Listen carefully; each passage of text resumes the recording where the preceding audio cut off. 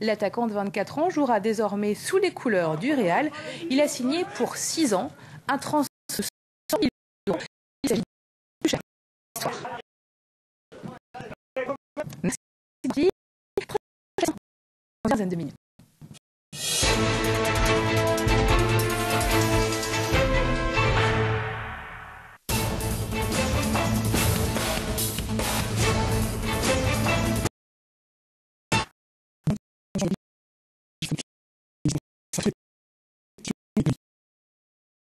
La tour de Babel comme symbole de la concurrence mondiale des langues. La compétition entre les langues est tellement dure qu'elle entraîne des dégâts irréversibles pour l'humanité. Depuis 1996, l'UNESCO tire la sonnette d'alarme. Regardez cette carte du monde présentée par l'Agence des Nations Unies chargée de la culture. L'UNESCO classe les langues en fonction de leur fragilité. Tous ces points de couleur, ce sont soit des langues vulnérables, soit des langues en danger, soit des langues sérieusement en danger, soit des langues en situation critique, soit enfin des langues éteintes.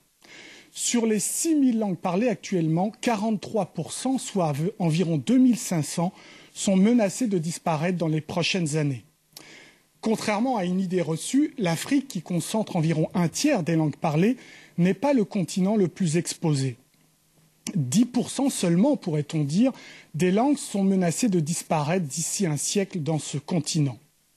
En revanche, aux États-Unis, la situation est qualifiée d'extrême par l'UNESCO. La diversité linguistique des États-Unis a été laminée par l'anglais. Même situation en Australie, où les points rouges, c'est-à-dire les langues en situation critique, eh bien ces points rouges dominent. Nous avons rencontré Nicolas Evans, anthropologue et linguiste australien. Il était à Paris pour la promotion de son livre intitulé « Ces mots qui meurent », publié aux éditions La Découverte. Nous lui avons demandé quel était l'intérêt pour certains peuples de continuer à parler leur langue, surtout lorsqu'ils avaient besoin de trouver du travail. With regard to the value of the language itself as concernant la valeur de la langue elle-même, en tant que véhicule des idées. Si nous considérons que des gens habitant des villages reculés, dans le nord de l'Australie, en Papouasie-Nouvelle-Guinée ou en Afrique, ne sont rien de plus que les ouvriers de futures usines ou les employés de centres d'appel, alors oui, c'est un désavantage. Cela leur prendra du temps de se déplacer pour travailler dans un centre d'appel ou dans une usine, en anglais ou en français, ou en mandarin ou autre.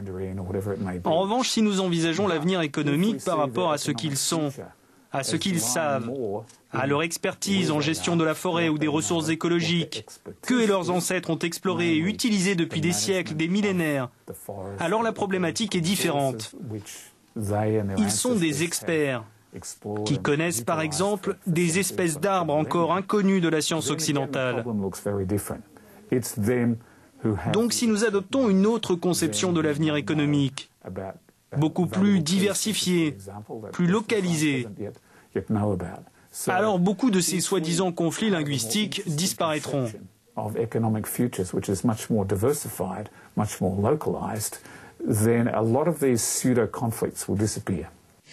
Pour Nicolas Evans, les langues forment un réservoir de la diversité.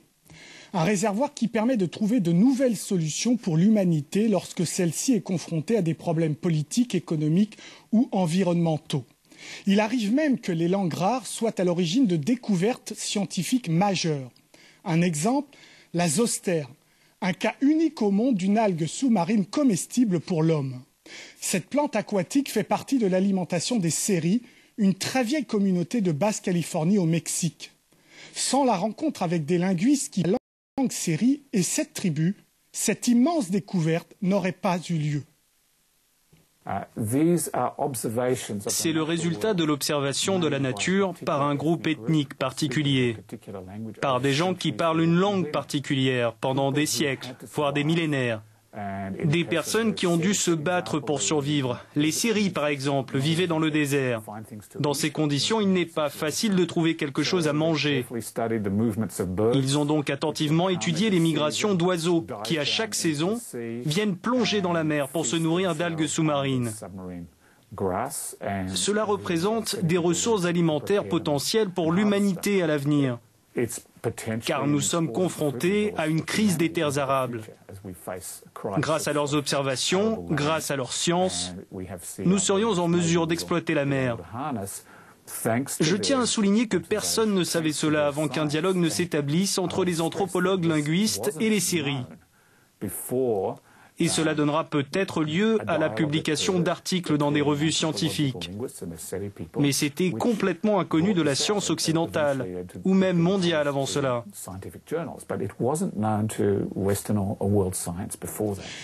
Un monde où on ne parlerait qu'une seule langue n'est pas crédible pour Nicolas Evans. En revanche, il est plus probable qu'une douzaine de langues dans le monde imposent leur hégémonie. On pense d'abord évidemment à l'anglais. Pourtant, même dans les pays anglo-saxons, certaines langues rares résistent. C'est le cas du gaélique irlandais.